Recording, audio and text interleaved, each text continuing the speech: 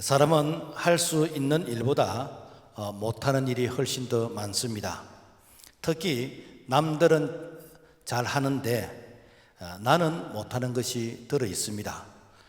공부도 남들보다 잘 못하고, 일도 남들보다 잘 못하고, 사업도 남들보다 좀 못하고, 신앙생활도 좀 잘 못하고, 상대적으로 못하는 경우가 참 많습니다. 이때 자신감이 없어지고 또 대인 기피증도 느끼게 되지고 열등감에 사로잡히게 되는 것이고, 어쩌면은 스트레스, 우울증까지 올 수가 있습니다. 과연 나는 못하는 사람인가? 나는 태어날 때부터 못하는 사람으로 태어났는가? 도움을 받을 수 있는 방법은 없는가? 우리가 이런 문제를 가지고 고민할 수가 있습니다. 이때 성경은 우리에게 말씀하고 있습니다.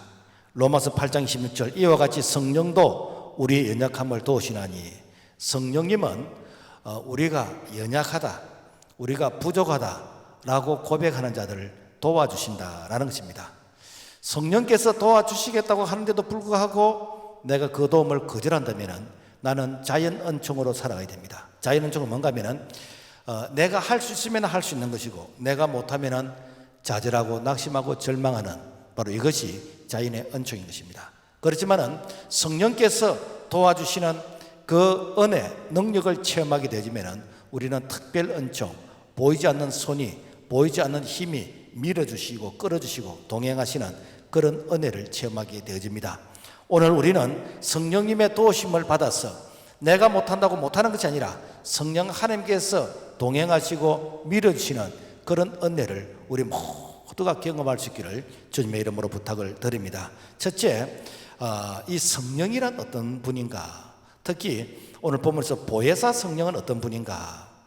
우리가 신앙생활을 조금만 하게 되지면은 교회에서 좀 생소한 이런 교리적인 단어를 듣게 됩니다. 그것이 무엇인가? 삼위일체다라는 말입니다. 사실 삼위일체라는 이 단어가 성경에는 없습니다. 그렇지만은 삼위일체의 내용이 성경 전체에 다 녹아 있습니다. 삼위일체에서 하나님은 어떤 분이신가? 하나님 아버지는 영원 전부터 스스로 계신 분이고 모든 창조의 근원이시다.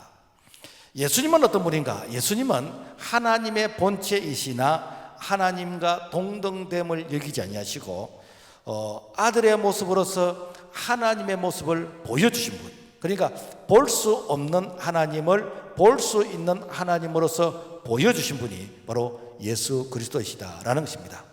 성령님은 영원 전부터 계신 아버지와 아들과 함께 계신 그 하나님의 영이 바로 우리 가운데 임하셔서, 그래서 볼 수 없는 하나님, 2000년 전에 계셨던 그 예수님을 오늘 성령을 통해서 우리가 알게 되는 것이고 깨닫게 되는 것이고, 그리고 우리가 고백하게 되어진다라는 것입니다. 그래서 당신이 믿는 하나님이 누구시요? 라고 묻는다면 우리는 삼위일체 하나님을 설명할 수 있으면 좋겠습니다. 하나님은 창조주로 계신 분이고, 그리고 예수님은 하나님의 존재의 실체로서 계시던 분이고, 그리고 성령님은 바로 그 존재의 영으로 계시는 분이다. 좀 어려운 말이지만은 바로 한 분이 이렇게 세 가지의 이런 모습으로서 역할을 하신 분인 것입니다. 이 시간은 존재의 영으로 계시는 바로 성령님에 대해서 살펴보겠는데, 예수님께서 공생의 사역을 마치실 쯤 돼서 예수님이 제자들에게 이런 말씀을 하십니다. 내가 장차 이렇게 고난을 받고 십자가에 달려 죽게 될 것이다. 그리고 죽은 지 사흘 만에 부활하게 될 것이고, 그리고 부활하신 이후에 예수님께서 성천하실 것이다 라는 부분에 대해서 말씀을 하십니다. 이 말씀을 들었던 제자들은 예수님, 절대로 그런 일이 있으면 안 됩니다. 그럼 우리는 어떻게 됩니까? 우리는 고아되는 거 아닙니까? 라고 하면서 그런 일이 예수님에게 있으면 안 된다고 그랬습니다. 이때 예수님이 이런 말씀을 하셨습니다.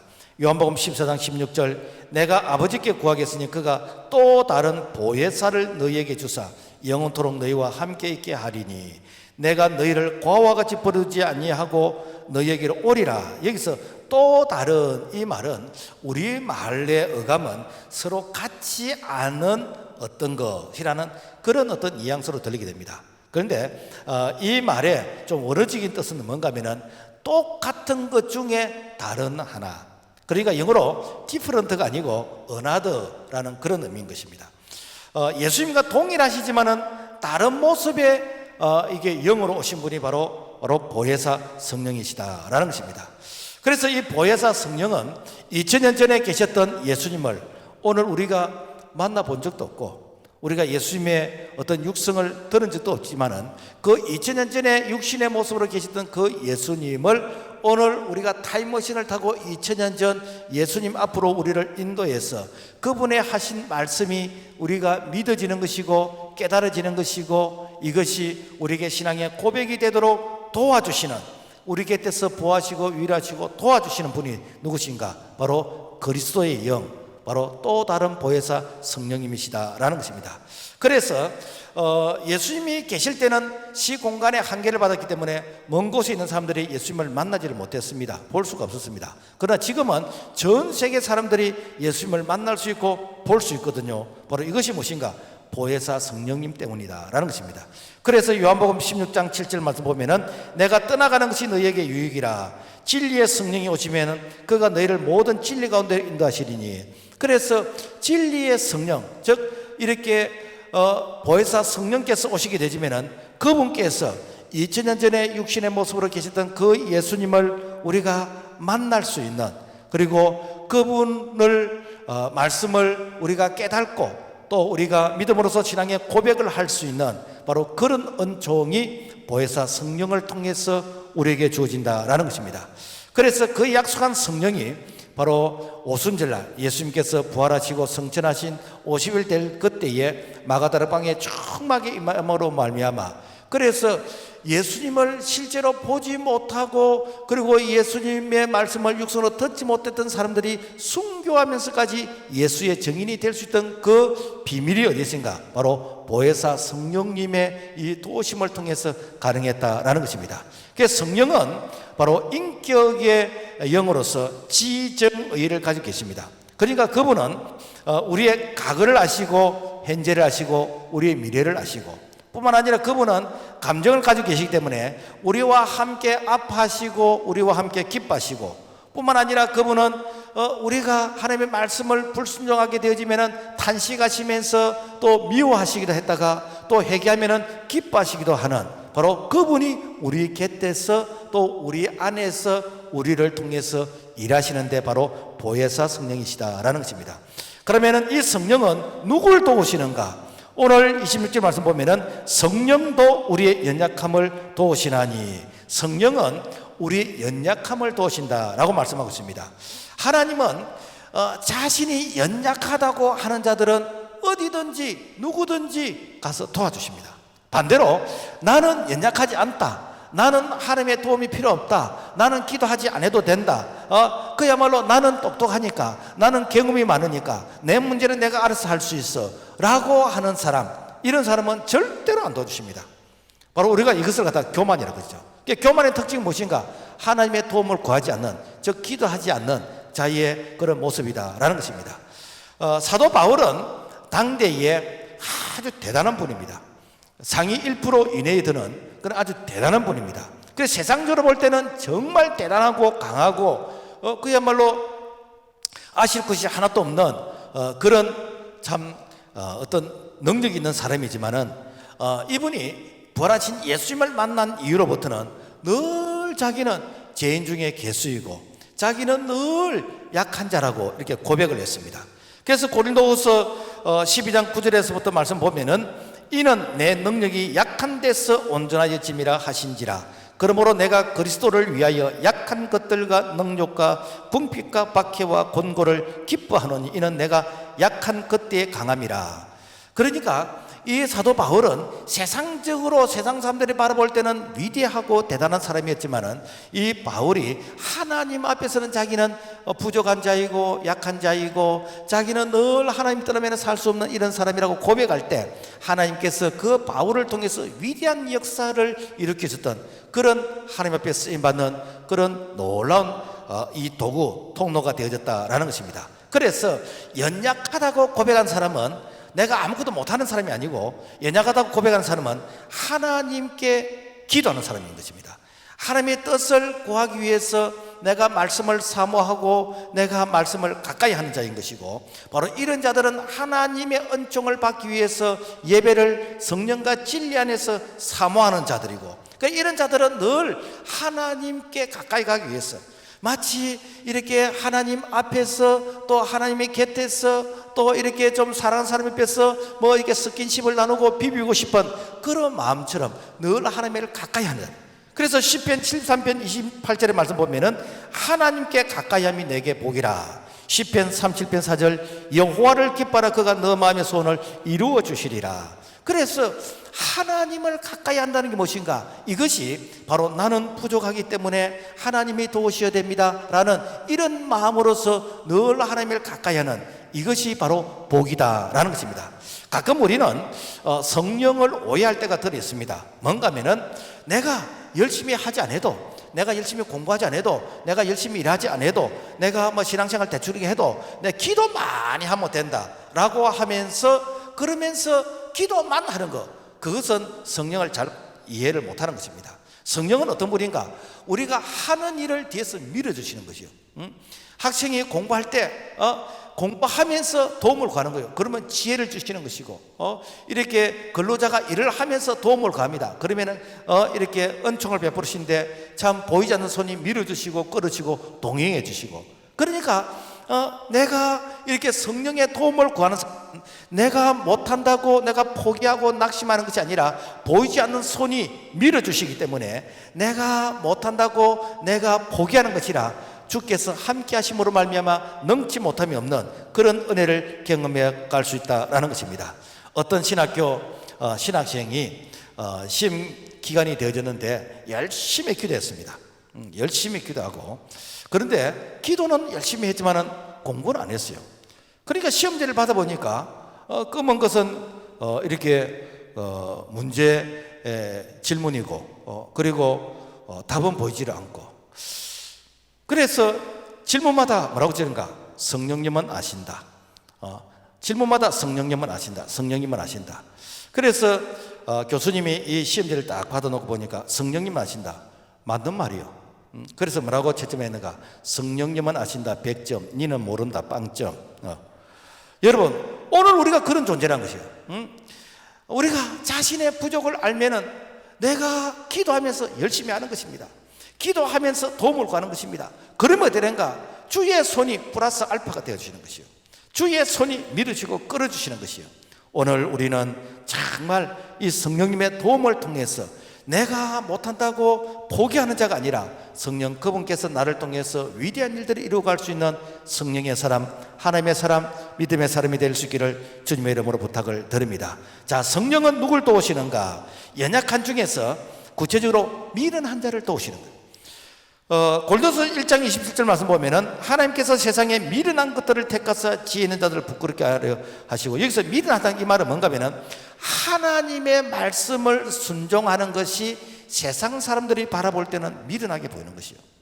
그러니까 세상 사람들은 하나님의 말씀에 순종하면은 손해보는 것이고, 그리고 내가 실패하고 망할 것처럼 보이기 때문에, 그래서 세상 사람들의 그 가치 기준에 보면은 순종하면 안 되는 것이요. 그런데 순종하는 사람이 뭔가 미련하게 보이는 것이요. 우리가 이렇게 노아의 이 방주의 사건을 놓고 보면은 하나님께서 노아에게 이 방주를 만들도록, 그것도 높은 산에서, 그것도 1, 2년이 아니고 120년이란 그 기간 동안에 방주를 만들도록 지시를 합니다. 그런데 그 방주를 만들 때에 다가올 홍수를 대비해서 방주를 만드는 거예요. 그 시대는 아직 홍수가 없었어요. 그때는 삼정천이 있어가지고 우리 사람이 초장수 시대를 사는, 그러니까 막 기본이 뭐 600세, 뭐 모두세는 979세, 이런 초장수 시대를 살던, 아직까지 홍수가 없던 그 시대에 그 홍수를 대비해서 방주를 만들어. 지금 말하면은 예수님의 그 재림을 모르는 이 시대에 예수님의 재림을 대비해서 오늘 우리가 개인적으로, 그래서 하나님 앞에서 묵묵하게 믿음의 걸음을 걸어가는 모습이 세상 사람들이 바라볼 때는 미련하게 보이는 것입니다. 세상 사람들이 바라볼 때는 참 이게 광신자처럼 보이고 세상 사람들이 바라볼 때는 도대체 이해가 되지 않겠죠. 당대의 노아가 그랬습니다. 그렇지만은 이 홍수가 시작이 되니까 어떻게 됐습니까? 방주의 문은 닫히게 되는 것이고, 그리고 이 방주에 탄 노아 가족만 구원을 받게 된 것입니다. 오늘날도 마찬가지죠. 그래서 세상 사람들이 바라볼 때는 미련하게 보이지만은 하나님이 보실 때는 우리가 어떤 사람입니까? 지혜로운 사람이죠. 하나님은 이런 사람들을 구원하신다라는 것입니다. 그리고 우리가 믿음의 조상 아브라함을 놓고 보면은 아브라함이 175세를 살았습니다마는 75세 때에 하나님께서 아브라함을 부릅니다. 아브라함아, 너의 본토 친척 아비 집을 떠나 내가 너에게 지시할 땅으로 가라 라고 말씀했습니다. 여러분, 아브라함이 75세를 사는 그때에 이 고향을 떠나라고 그래요.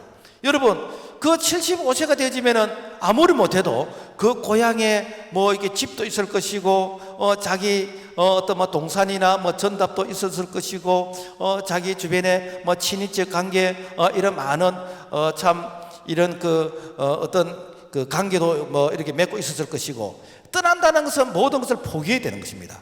내가 모든 것을 포기하고 하나님의 말씀 때문에 내가 믿음으로 순종할 수 있는가? 이 쉬운 일이 아니에요. 오늘 왜 이렇게 세상에 있는 사람들이 예수 믿기가 힘드냐 하면은, 내가 예수를 믿게 되지면은 주일날 교회를 가야 돼요. 주일날 교회를 가면은 내가 세상 사람들하고 이렇게 뭐 동창회며, 그 다음에 무슨 뭐 이렇게 동호회며 뭐 이렇게 해가지고 뭐 갯돈 들은 거, 그리고 무슨 친목회, 뭐 회비 낸 거, 이거 내가 못 찾아먹는 거요. 응? 그러니까 이게 주일날 뭐 여행도 가기도 하고 뭐 주일날 이렇게 뭐 산보도 가고 하는데 내가 거기에 참여하지 못하면은 내가 이때까지 돈 낸 거 찾아먹지 못하는 것이요. 그러면은 내가 교회를 간다는 이유 때문에 이걸 다 포기해야 되는데 이 포기가 쉽지 않은 것이요. 그럼에도 불구하고 내가 그것을 포기하고 떠나는 사람들이 있습니다. 이게 뭔가? 바로 믿음의 사람이라는 것이요. 그래서 아브라함은 내가 고향을 떠났는데 그러면은 아브라함이 실패했느냐? 하나님께서 가나안 땅이라는 한 나라를 위로를 주셨어요. 아브라함이 그 친척을 떠났는데 그러면 내가 왜 토리가 되어졌는가? 하나님께서 너의 자녀를 하늘의 별들처럼 바다의 모래알처럼 많게 해주겠다는 거예요. 아브라함이 이렇게 고향 사람들부터 그야말로 비웃음을 당하고 왕한 것처럼 꼭 그렇게 네가 하나님 말씀에 순종해야 되느냐라는 그런 생각이 들었지만은, 하나님께서는 아브라함에게 네가 축복하는 자에게 내가 복을 주고 네가 저주하는 자에게 내가 저주하고 너는 복이 될지라 라고 하나님께서 위로해 주셨습니다. 자, 그러므로 말미암아 오늘 우리가 세상 사람들이 바라볼 때는 정말 그렇게 꼭 예수 믿어야 되냐라고 하면서 미련하게 보인다 할지라도 우리가 하나님의 말씀이기 때문에 순종하게 되지면은 반드시 하나님께서 어떻게 하시는가? 우리의 소망이 부끄럽지 않도록 하나님께서 세워주시는 이것이 무엇인가? 바로 성령님께서 도우시는 은혜이다라는 것입니다. 사람의 뇌 세포가 사람마다 조금씩 차이는 있겠지만 약 한 400억 개 정도 되어진답니다. 그 400억 개 되어지는데 거기에서 아인슈타인이 자기의 뇌를 한 5% 정도 쓰고 죽었대요. 그러면 5%면 어떻습니까? 한 20억 쯤 됩니까? 그러면은 나머지 그 95%는 왜 하나님께서 여유분으로 그렇게 많이 주셨을까? 이것은 바로 하나님의 영이란, 하나님을 모르고도 5%만 써도 그야말로 천재가 될 수 있는데, 하나님께서 95%의 영역을 도와주신다 그러면은 그는 천재가 아니라 만재가 될 수 있겠죠. 다른 말로 하면은 내가 못한다고 포기하는 것은 하나님의 능력을 인정하지 않는 것이지요. 그래서 내가 하나님의 능력을 구하게 되어지면은 95%의 그 영역을 통해서 하나님께서 밀어주시기 때문에, 지혜를 주시기 때문에, 도와주시기 때문에 능치 못함이 없다라는 것입니다. 사실 유태인들이 이렇게 IQ로 놓고 보면은 우리보다 훨씬 못합니다. 우리가 IQ 순위로 보면은 세계에서 2쯤 되어지는 거고, 유태인들이 보면은 한 20몇인가 그 정도 되지요. 그럼에도 불구하고 왜 유태인들이 그들이 노벨상의 약 한 25%를 유태인들이 타고 그렇게 됩니까? 그들은 하나님, 물론 그들이 뭐 모세오경 구약만 인정하는 그런 부분이 있습니다만은 하나님의 말씀을 달달달 외워버려요. 특히 그들이 세례를 받는다거나 이렇게 성인식을 할 때는 그냥 모세오경 그 창세기 정도는 외우는 사람들이 상식이고, 그리고 그들이 모세오경 자체를 다 외워버리는 그런 사람들. 그러니까 되니까 하나님께서 지혜를 주시는 것이죠. 자, 그래서 내가 못한다고 우리 학생들 포기하는 것이 아니라 성령 하나님의 그분의 도움을 구하는 것이요. 그러면 되니까 그분께서 우리를 도와주시는 거예요. 2차 세계대전 이후에 미국의 100만 장자가 한 4,043명쯤 이게 되었답니다. 그들 중에서 고졸 이상의 학력자, 소위 말해서 대학을 나온 사람들은 69명이고 나머지 3,974명은 고등학교 내지는 고등학교 이하의 이런 사람이에요. 우리가 상식으로 생각하면은 사실 뭐 대학을 나오고 그 이상의 이렇게 공부를 하게 되지면은 성공할 확률이 훨씬 높습니다. 사실 맞습니다. 그렇지만은 내가 지식을 자만하고 나의 이 지식을 이렇게 믿고 하나님의 을 구하지 않다면은 내가 알고 있는 이것이 전부가 되겠지만은, 그러나 내가 조금 부족하고 가방끈이 조금 짧다 할지라도 내가 하나님의 도움을 구하게 되면은 우리 하나님께서 지혜를 주실 때에 능치 못함이 없다라는 것입니다. 그러므로 말미암아 오늘 내가 뭐가 좀 부족해서 나는 상대적으로 못한다, 이것은 내 개인적인 생각이고 우리 하나님께서 지혜를 주시고 우리 하나님이 도와주시면은 참 이렇게 미련한 자를 통해서 세상의 지혜로운 사람들을 부끄럽게 하시는 그런 은혜를 우리 모두가 경험할 수 있기를 주님의 이름으로 부탁을 드립니다. 그 다음에 이 성령 하나님은 약한 자를 도우신다는 것이죠.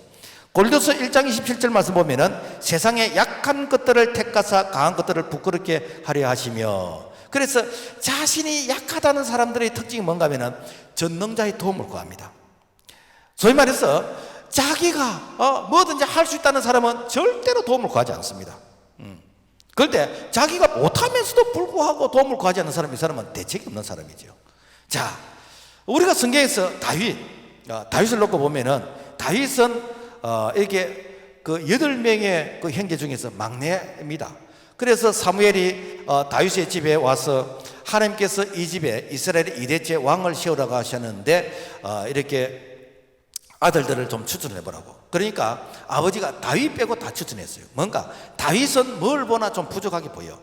그런데 이 성경에서 이스라엘의 전무후무하도록 위대한 왕으로서 존경받는 분이 누군가? 바로 이스라엘 2대 왕 이 다윗입니다. 그러면 어떻게 해서 다윗은 아버지가 볼 때 부족한 그런 참 약한 자인데 전쟁에 나가면은 이 사울이 죽인 자가 1000명이면 다윗이 죽인 자는 10,000명이 되는 것이고 다윗이 어디로 가든지 여호와께서 이기게 하셨고 그리고 다윗이 이렇게 나라를 통치할 때 주변의 모든 나라를 다 이렇게 흡수통일해서 조공을 받으면서 그래 평화가 있게 되어지는 그런 일들이 어떻게 가능했는가? 그 이유는 뭔가 하면 다윗은 일평생 동안 나는 어린 양입니다. 여러분요, 동물 중에서 양이 제일 약하고 어리석습니다. 이 양은 그야말로 먹이 사슬에서 밥입니다. 그렇지만은 그 약한 이렇게 양도 목자가 함께 있어주면은 제일 강한 동물이 됩니다. 왜? 목자가 대신 싸워주고 보호해주기 때문에. 그래서 시편 23편을 보면은 여호와는 나의 목자시니 내게 부족함이 없으리로다. 내가 사망의 엄침한 골짜기를 다닐지라도 해를 두려워하지 않을 것은 주께서 나와 함께 하시 주의 지팡이와 막대기가 나를 안위하시나이다. 그래서 다윗은 나는 양입니다. 하나님 나의 목자 되어주세요. 평생 이런 마음으로서 살아가니까 내가 사망의 엄침한 골짜기를 다녀도 내가 해를 두려워하지 않을 것은 주께서 나를 보호해 주셨다라는 것입니다. 뿐만 아니라 원수의 목전에서 상을 차려주는, 진수성찬을 차려준다.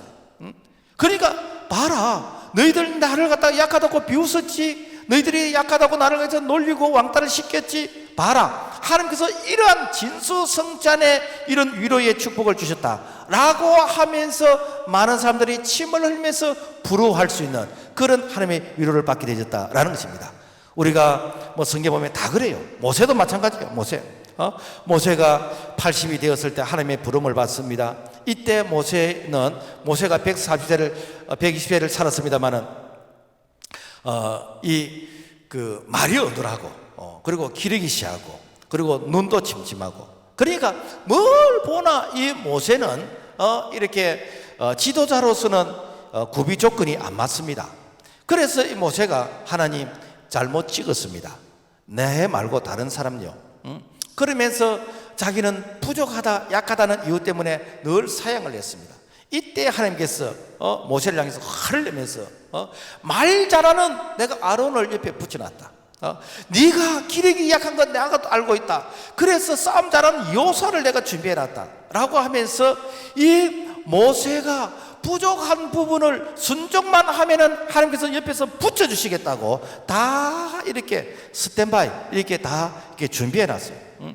그리고는 모세가 이제 출애굽의 지도자로서 광야 40년을 참 멋지게 쓰임을 받고 그리고 어떻게 하는가, 자기의 소임을 다 하고 이제 느보산에서 죽게 될 때 그 눈에 안질이 가지 않고 기력이 씨하지 않고, 그러니까 내가 몸이 약해서 늙어서 노시한 인생 때문에 죽은 게 아니고 사명이 끝났기 때문에 하나님이 데리고 가시는 바로 그런 성공적인 모습이 모세였다라는 것입니다.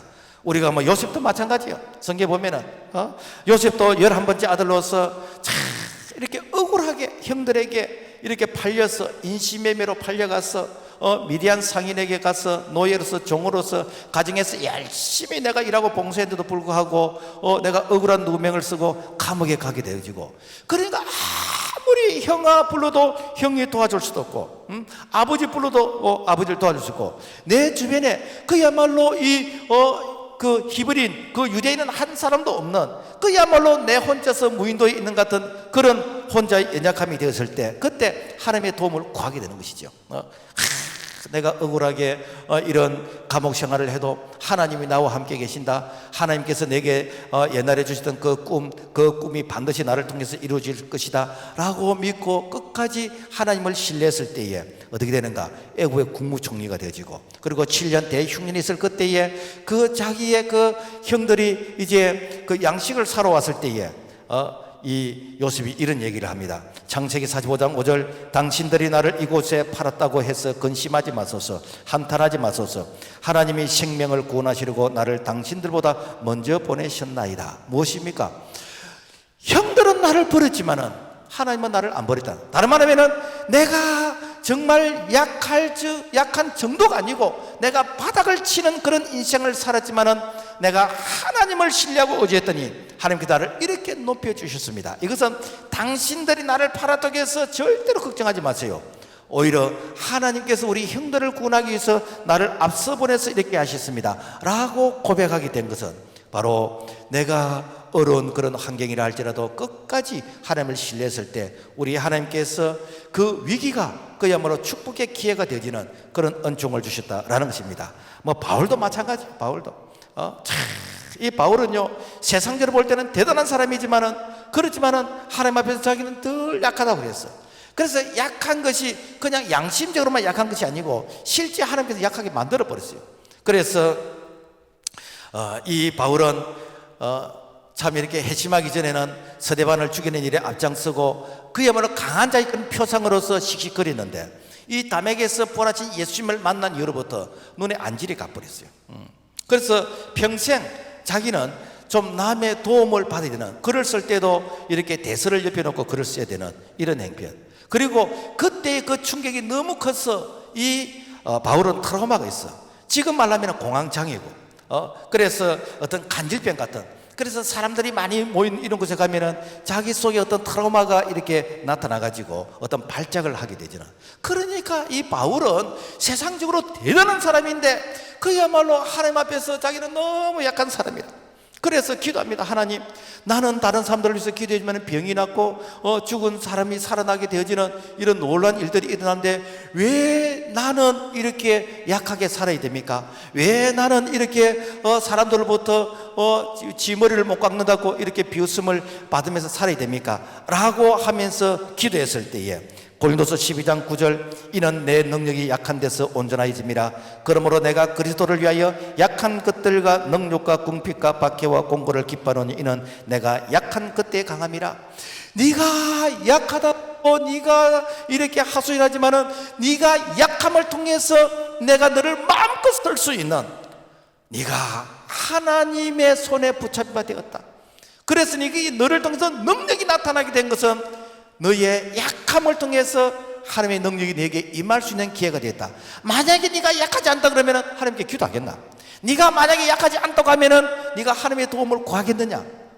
네가 약한 것이 오히려 내게 복이 되었다라고 위로를 해 주시는 것입니다.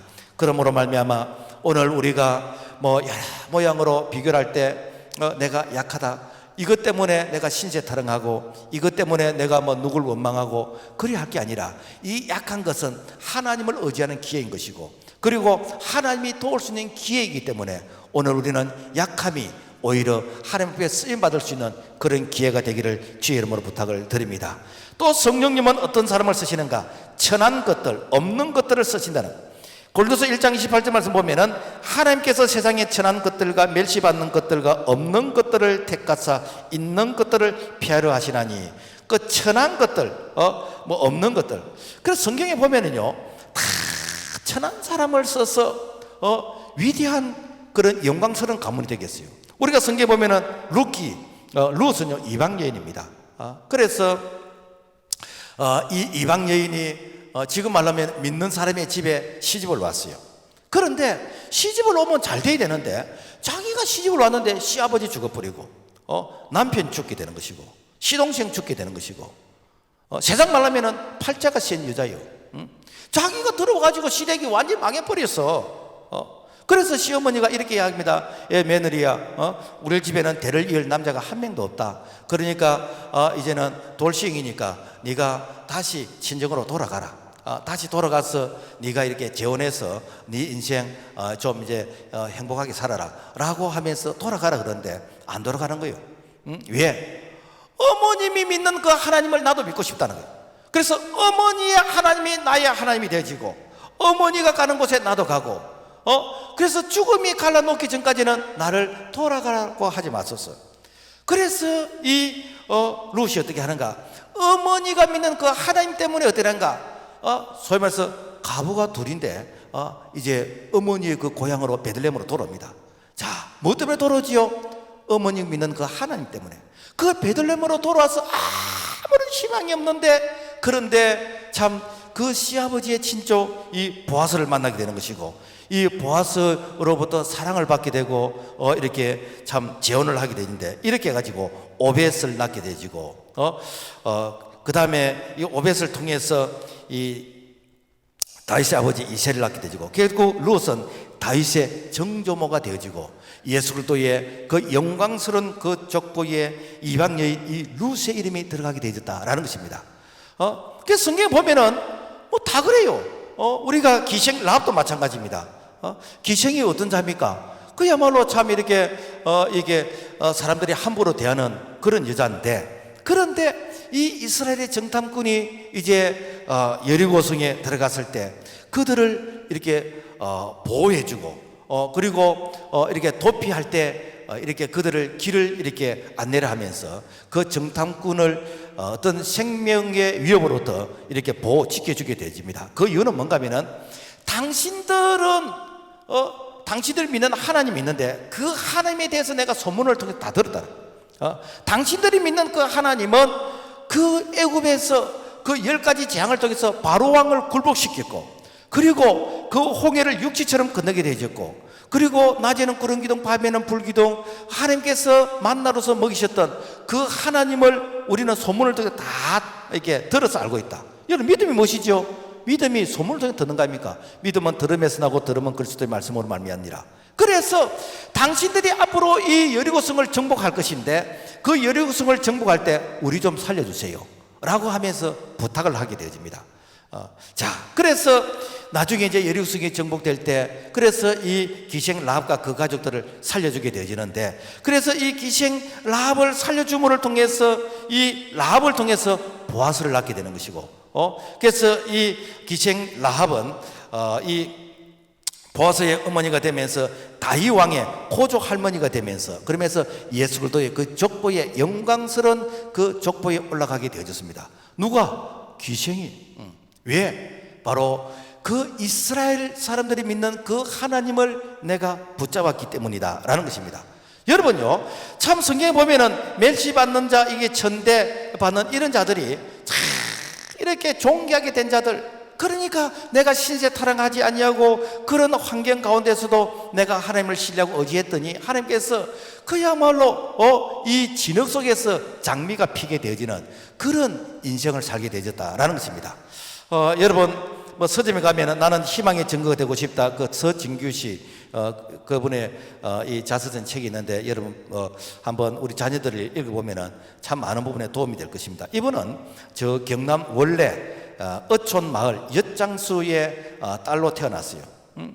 그러니까 이 70년대 너무 가난해서 야간 고등학교를 나오고 그래서 참 이렇게 그 가발 공장에서 뭐 이렇게 일하고 그러면서 참 미국의 가정부로서 사실 뭐 팔려가다시피 할 정도로 이렇게 갈 수 있는 기회가 됐는데 그 미국에 가서 결혼 2번이나 실패하게 되어지고 그 미국에서는요 이게 군에 가면은 이 군에서 참 이렇게 많은 혜택을 줍니다. 그리고 대학에 그 공부할 수 있는 그런 기회도 주고 그래서 이게 군 생활을 참 14년이나 했는데 그래서 사병으로 들어가서 나중에 이 소령으로 이렇게 제대를 하게 됩니다. 그러면서 미국의 하버드 대학에서 석사학위를 받고 그 다음에 박사학위를 받고 그러면서 희망의 증거가 되고 싶다. 그야말로 꿈을 포기하지 않으면은 하나님께서 반드시 성취하게 하신다. 그래서 그 미국이라는 이 사회는요, 특히 우리 이렇게 교민들 같은 경우에는 한국에서 뭐 이렇게 교회를 안 다니고 예수를 안 믿었다 할지라도 미국 가면은요, 90% 이상이 다 교회 다니고 예수 믿습니다. 여행 가면은 교회를 가야 그 한인 이렇게 교포들이 그 보호를 받을 수가 있고, 그리고 어떤 그 정보를 내가 이렇게 입수할 수 있고, 그래서 교회를 가야 사실은 그 미국 사회에서 내가 이렇게 살 수 있는 그런 울타리가 있게 되어지요. 그래서 참 그분이 미국에서 정말 참 바닥의 인생을 살았지만은 하나님께서 된가 서타가 되는 그런 인생으로 바꿔주셨다라는 것입니다. 그러므로 말미암아 여러분요 참 이렇게 천대받는 자들 내가 하나님의 손을 탁 잡게 될 때 반드시 하나님께서 어떻게 되신가 참 빛나는 그런 인생이 되게 해주신다라는 것입니다. 멸시받는 자들도 마찬가지요. 여러분 예수님의 제자들을 오늘날 우리가 대기업에서 어떤 입사 어떤 면접이나 그런 서류 심사를 놓고 보면은 가룟주다 빼고는 전부 다 자기 미달입니다. 자기 미달이에요. 뭐 컴퓨터 뉴스 조회해 보니까 가룟유다 빼고는 다 자기 미래를 넣더라. 그런데도 불구하고 어떻게 되는가? 예수님 만남으로 말미암아 그야말로 그 시대의 도지사, 장관, 국무총리 이름은 안 나와도 이 제자들의 이름은 온천하는 변할지언정 1.1획 변함이 없는 하나님의 이 말씀에서 영광스러운 모습으로서 지금도 기록되어 있다라는 것입니다. 사개오, 사개오는 키가 작아요. 그러니까 사람들부터 무시당하는 것이고 사람들로부터 참 이렇게 왕따를 당하는 그런 자였습니다. 그러니까 이 사개오가 사람들로부터 인정받을 수 있는 유일한 길은 무엇인가? 자기가 돈을 많이 벌어서 이 돈을 통해서 자기의 존재감을 인정받기를 원하는 바로 그런 자였는데, 그런데 이 사개오가 예수님을 만난 이후로부터 이제는 뭐 돈을 통해서 인정받아야 되겠다 그 생각도 필요 없고, 내가 키가 작기 때문에 내가 사람들을 무시당한다 그런 생각도 할 필요 없는 것은 예수님을 통해서 자기의 자존감을 회복하게 되는 것이요. 그러면서 어떻게 하는가? 자기가 참 불법으로 이렇게 돈을 벌었던 걸 전부 다 내배로 이렇게 보상해 주는 그러면서 인생이 예수로 말미암아 새롭게 가치의 전환이 일어났다라는 것입니다. 뭐 다 그래요. 뭐 수가성 여인도 마찬가지고. 그러니까 그 시대에 인정받지 못한 이런 사람들이 예수님 만남을 통해서 그야말로 참 찬란한 빛나는 그런 스타의 인생을 살게 되는 것, 바로 멸시받는 자들, 예수님께서 그런 자들을 세상의 많은 사람들 가운데에서 참 이렇게 부러워할 수 있는 그런 영광스러운 이름으로 다 회복시켜 주셨다라는 것입니다. 뭐 마찬가지로 없는 것들을 통해서 세상에 있는 자들을 부끄럽게 만드는 오병이의 기적이 그잖아요. 그러니까 어린아이 도시락 뭐 그게 뭐 대단하겠습니까? 그렇지만은 주님의 손에 올려드리니까 장정만 5,000명, 분유자들까지 합하면 적어도 10,000명, 15,000명이 먹고 12강주가 남는 그런 놀라운 역사가 어떻게 가능했죠? 내가 주님의 말씀에 순종하니 가능했다는. 그러면 그때의 도시락이 뭐 어린아이밖에 뭐 없었겠습니까? 뭐 어른들도 있었고 적어도 10,000명, 15,000명이 됐을 때 뭐 이렇게 참 뭐 여럿이서 먹을 수 있는 그런 정도의 뭐 음식을 준비한 사람도 안 있었겠습니까? 그렇지만은 그런 사람들은 이게 숨겨놓고 뺏기깔 싶어서 다 숨겨놓은 그런 사람 중에서 일한 것이 아니라 그야말로 정말로 어린아이, 정말로 보잘것없는 없는 사람의 그런 이게 대표적인 그런 어떤 상징이 어린아이 도시락을 통해서 위대한 역사를 이루셨다라는 것입니다. 뭐 사르밧 가보도 마찬가지고.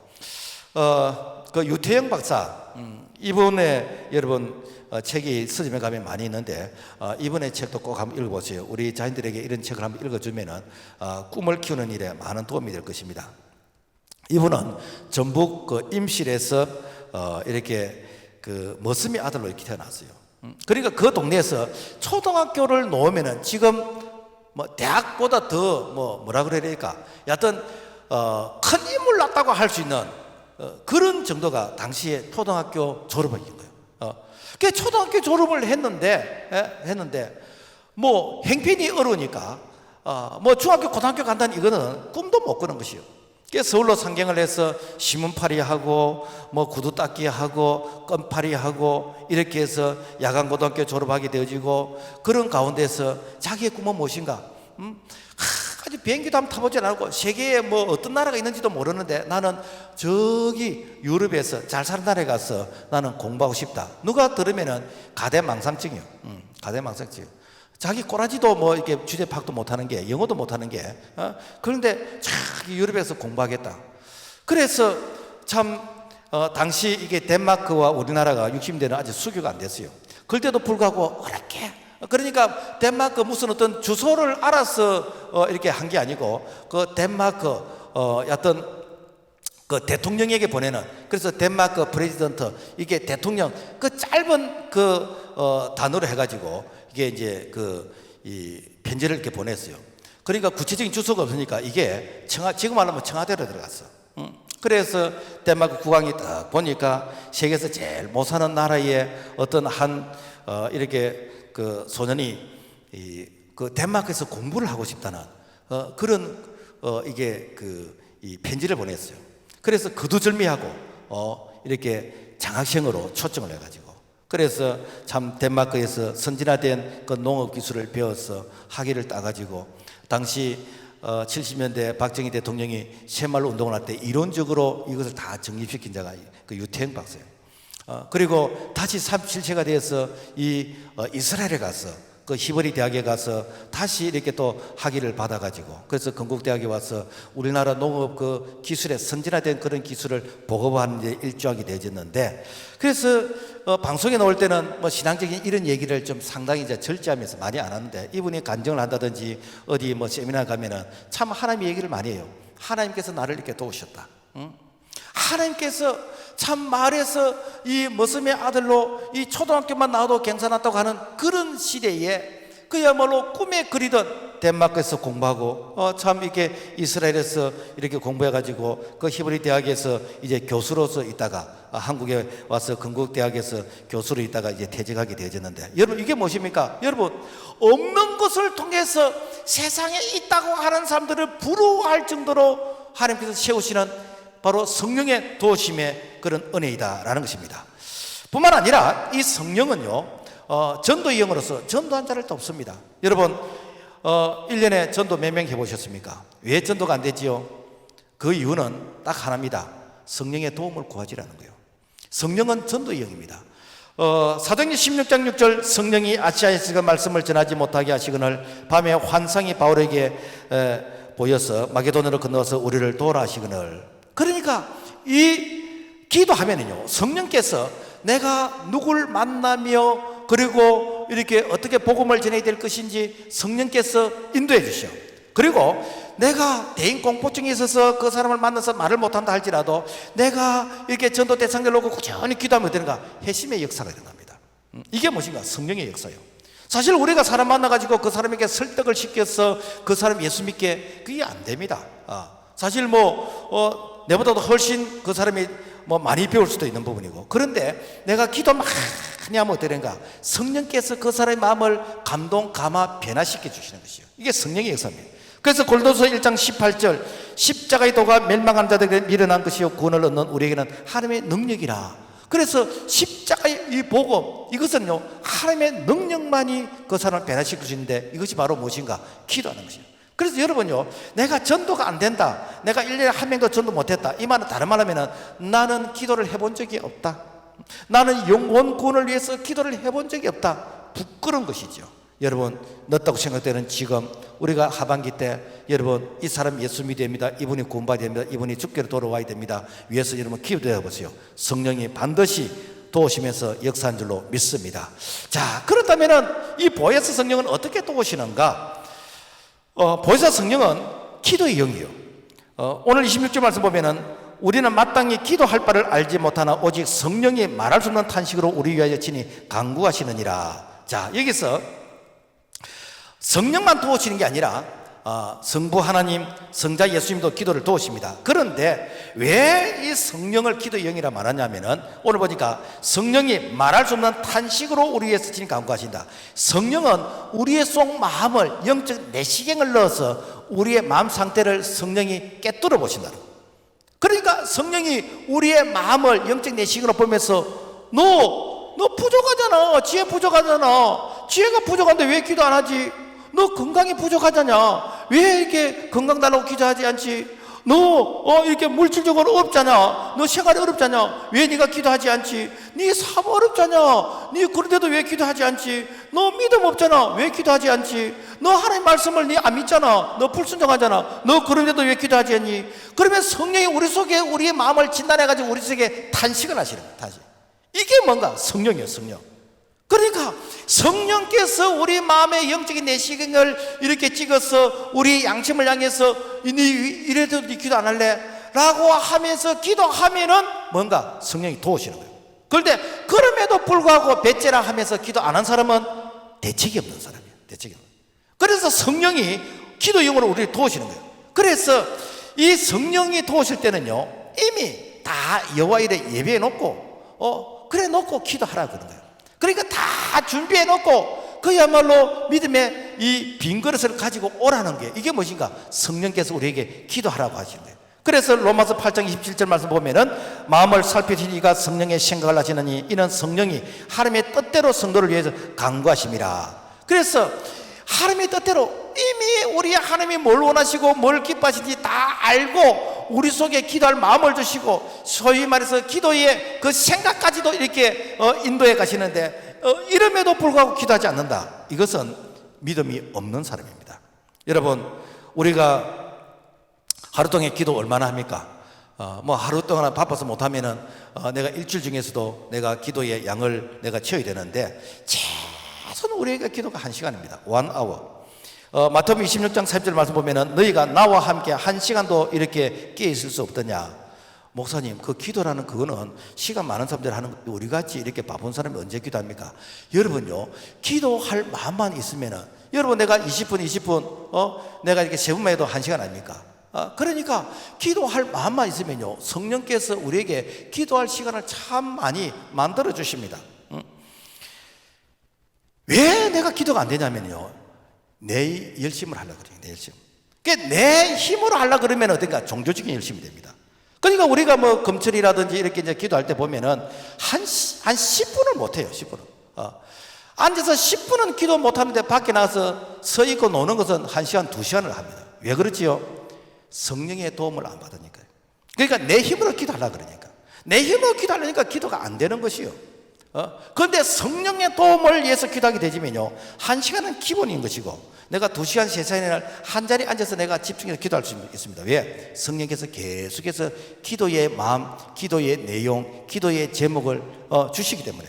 그래서 이 성령은 내 생각을 앞서서 앞으로 해야 될 일, 앞으로 일어날 일들, 이것을 미리 앞서서 내게 말씀해 주니까 좌충우돌 안 하지요. 내가 경험해보고 내가 깨달은 게 아닙니다. 내가 직선거리를 갈 수 있는 것이죠.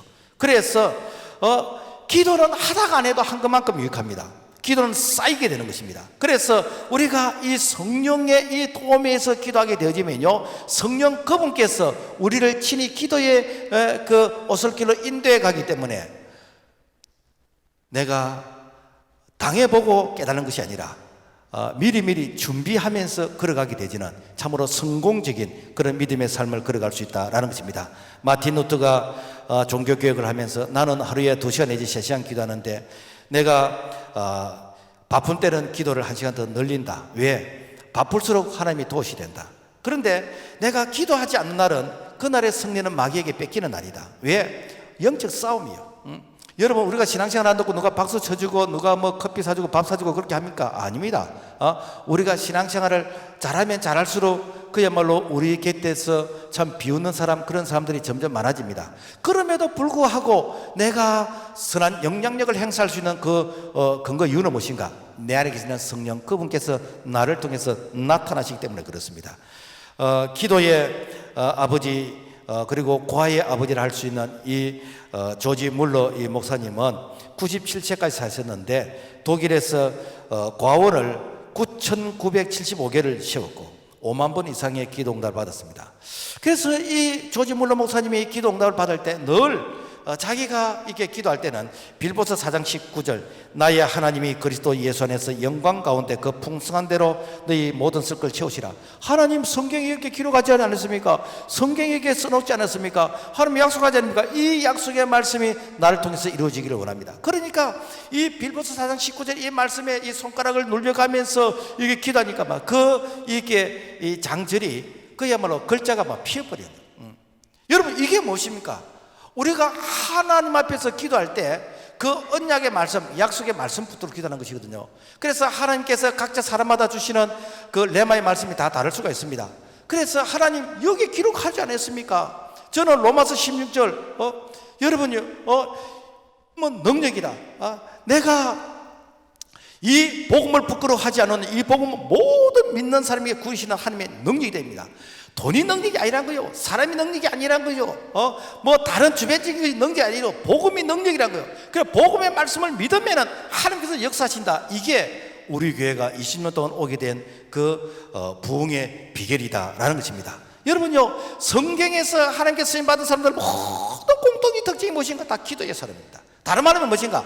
이 성령께서 그분들을 통해서 기도하도록 인도하셨고 그 기도에 내가 이렇게 순종했을 때 위대한 역사가 일어났습니다.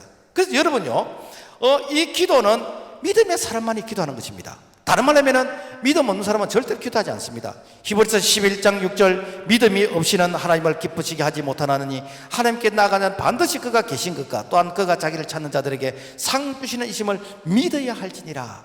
그래서 믿음의 사람은 기도하게 되어 있습니다. 반대로 믿음 없는 사람은 기도할 그런 생각도 없고 또 기도도 하지 않습니다. 그러니까 되는가? 바로 하나님이 예비하신 그 상을 받지를 못하는 것이죠. 말씀을 맺겠습니다. 기독교는 내 힘으로 신앙생활하면 종교가 됩니다. 이것은 그야말로 자력 종교, 자기의 힘으로서 뭔가 성취해 보려고 하는 이런 모습이 됩니다. 그렇지만은 성령의 도움을 구하면 그분께서 우리를 밀으시는 거예요. 플러스 알파가 되는 것입니다. 플러스 무한대가 되는 것입니다. 그분께서 끌어주시고 밀으시고 동행해 주시는 그런 은혜를 우리가 체험해야 되겠습니다. 그래서 누가복음 11장 13절 너희가 악할지라도 좋은 것을 자식에게 줄 줄 알거든 하물며 너희 하늘 아버지께서 구하는 자에게 성령을 주시지 않겠느냐. 하물며 성령을 주시지 않겠느냐. 이 성령은 무엇인가? 모든 잠긴 것을 열 수 있는 마스터 키입니다. 마스터 키예요. 그래서 성령 충만 받으면은 이 성령의 도심을 받으면은 그야말로 닫힌 거, 막힌 걸 다 풀 수 있어요. 다 풀 수 있는 거예요.